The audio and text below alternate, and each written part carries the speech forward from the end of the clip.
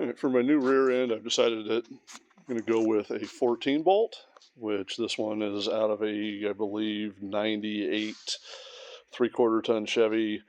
See, it's the later model housing with the ribbing on it and everything that's supposed to help with cooling and possibly strength.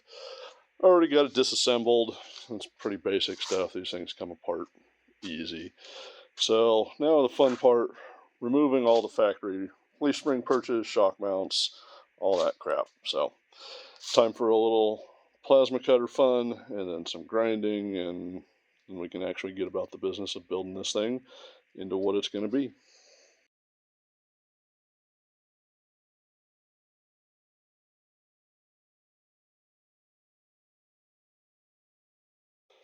So we got all the old brackets plasma cut off of there, leaving this ugly mess.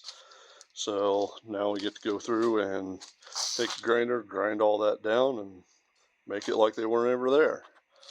That's the fun part.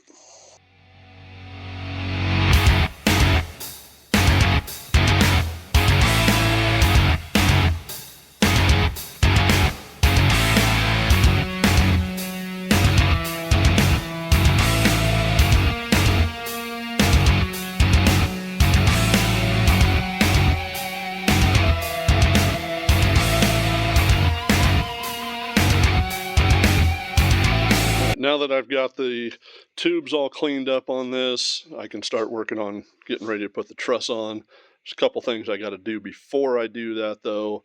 Number one, this thing's getting an air locker in it, so right about here I've got to drill and tap the hole for the air locker fitting to go through.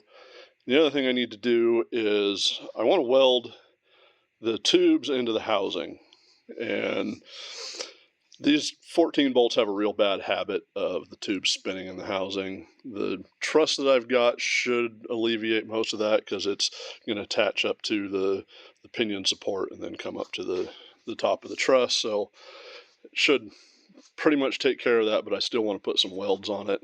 I've got a way that I've been doing these welds for a while now that seems to work out pretty well. Because welding onto cast iron is always iffy at best, but I'll show you what I normally do. So if we're looking at this in a cross section, say you've got the housing here and you've got your tube that's pressed into the housing. It's bad drawing, but doing the best I can. So where the two come together here, what I like to do is I'll put a weld here to start with. That does a couple of things. Mainly you're preheating this casting with that. I'll put a little heat to it with a torch beforehand, but this weld is getting a lot of heat right into there, getting that thing ready to really take the next weld. So the next weld I'll do from here. I can make a drawing here that doesn't suck. Basically from the casting onto the first weld. So now, because this has been heated up by the first one, you're going to get pretty good penetration with that second weld. Now, these castings being so high carbon, they do what's called air hardening. So you're cooling them down from even above critical temperature because you're welding, cooling them in air, and because they're so high carbon, just an air quench like that will cause them to become just glass hard. So this whole region through here is going to be just extremely hard. So to kind of alleviate that, I'll do a third weld right here that basically goes from the second weld down onto the tube, covering over the first weld. What that does is it puts more heat back into here, basically gives you a tempering heat in this area where it's super hard. So you go from being glass hard, you're putting a pretty high tempering heat to it, so it makes this actually a pretty tough area. I've been doing them this way for a long time, and so far haven't had any of them come apart, so that's what I'm going to keep doing here.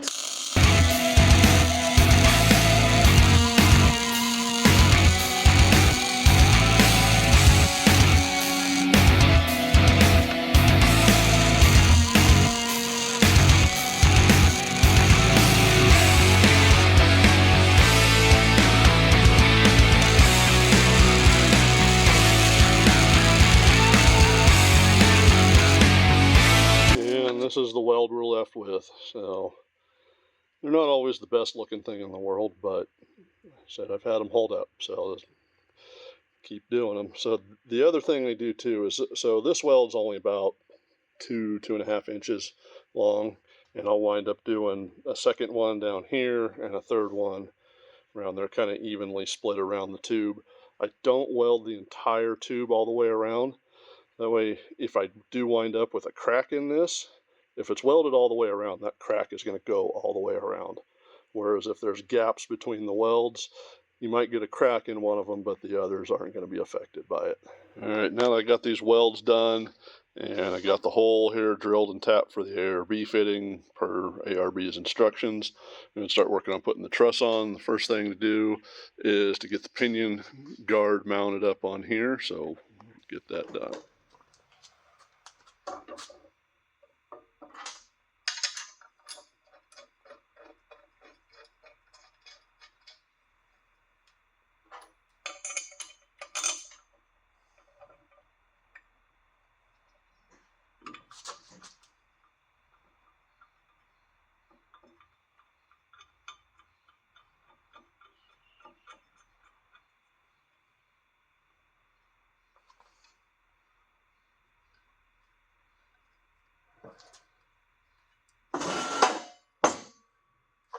Alright, so with the pinion guard in place, we can go ahead and get the rest of the truss up there.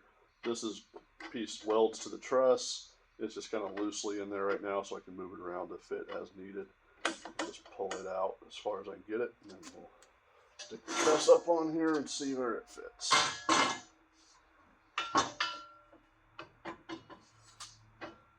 And I just kind of want to line it up so that it's an even distance from the diff cover surface to the truss all the way around, so it's all sitting kind of flush.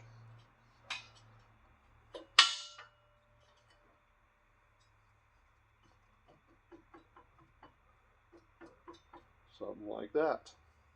So this truss has these plates right here that kind of insert into the truss that you can kind of see in there, sit down on the axle tube.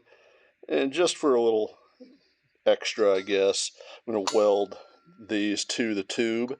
So in order to be able to do that, I can kind of tack it on through this hole like that, and then I'll lift the truss off, and then I can weld those on completely and set the truss back down over it, and then go ahead and get it welded onto the axle housing. So see, I've got it pretty well where I want it here, as far as even distance all the way around from the diff cover surface. So this is exactly where I want it, so I can get those plates tacked on.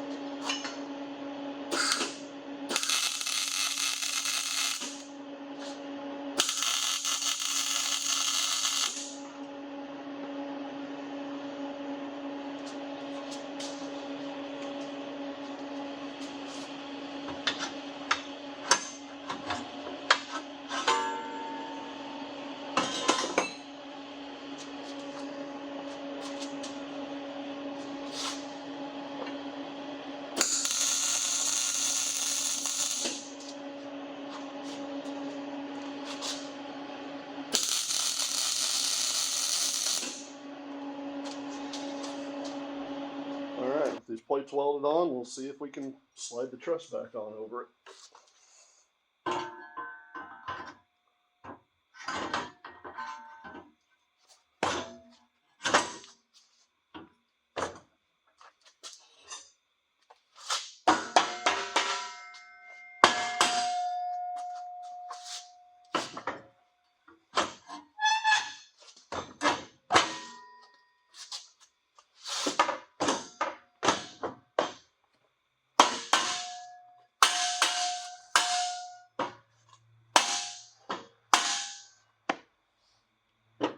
Alright, that almost went easier than I thought it was going to. It's probably just me making things more difficult than they have to be, just to try and feel like I'm getting more out of it, but it should work.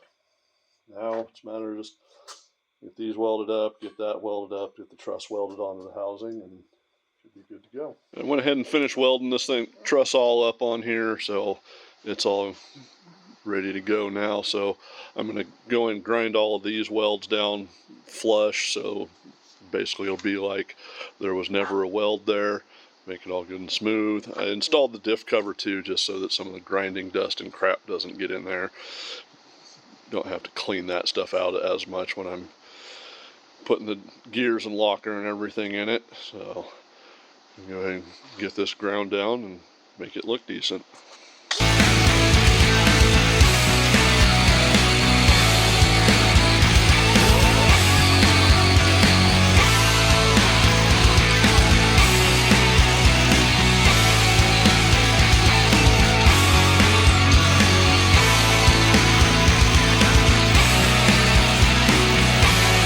These welds all cleaned up now. It's looking nice and smooth, like they never even happened.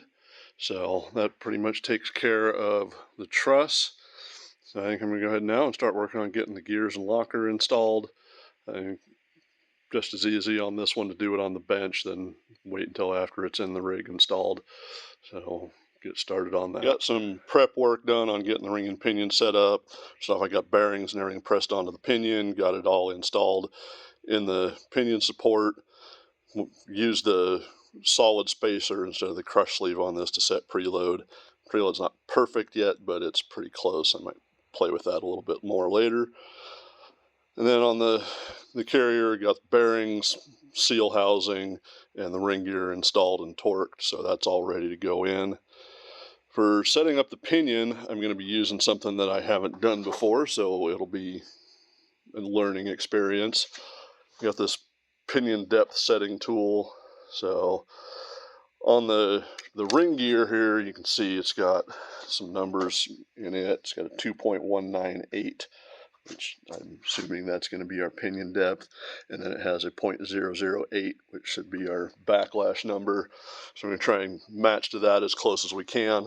So give this a shot and see how it goes.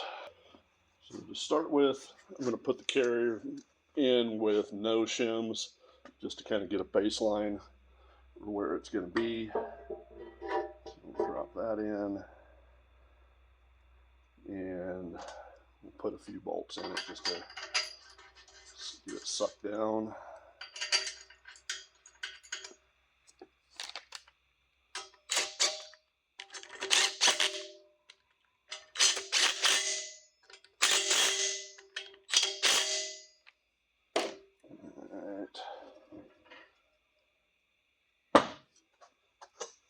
And now I can get the pinion depth tool set up on there and see how that works. So this part of the pinion depth tool bolts into the housing like that. Problem is this is set up for a 1/2 inch bolt. The 14 bolt uses 9/16. So I made a custom bolt. So I should be able to get the tool to go on this part, thread that thing in and tighten it down. So we got that tool bolted in, just like that. Custom bolt work like it's supposed to. So now the top of this surface is going to be at the same as the cap mounting surface, which is the center line of the axle. So now I can measure from here down to this face on the pinion. That's where that 2.198 measurement comes in. So this is what we're going to set down on there to measure. So the length on this is calibrated to 3 inches. So whatever I measure on the indicator, we subtract that from 3, and we're trying to get to that 2.198. So this should measure 802 if everything works the way it's supposed to. So we've got our indicator in there, we've got the end of it there on the end of the pinion, and you see we're reading 801, 802, so apparently no shims is the way to go with this pinion, so couldn't have got luckier on that if we had to. So we'll stick the the diff in here and get preload and backlash set on it and see what our pattern looks like. In the ARB instructions, it shows that there may be some clearance issues between the locker housing and these ribs here. And after a little test fitting, there definitely is. It won't even come close to getting to where the backlash needs to be. So I'm going to go grind these down. So I want just stuffed rags in every orifice in here to try and protect everything that might be in there from any chips. So we'll get that ground out and see what that looks like. All right, there it is all ground out. So I took about probably maybe a little over 1/8 of an inch of material off of each one of those. And the good news is the magnet down here caught most of the grinding dust, so I'll clean out the rest of it, pull the rags and everything out, and try and fit that diff bin again. See how that goes. All right, so got the diff back in there, and let's see, kind of see back in there where I had to grind, how tight that gets, but it's got clearance now, so it's all fitting up good. Got my backlash pretty well set. We're right at 8 thousandths, exactly what we want. So I'll put some gear marking compound on this thing and see what our pattern looks like. So run the gears around a few times. They've got a pretty decent looking pattern on them.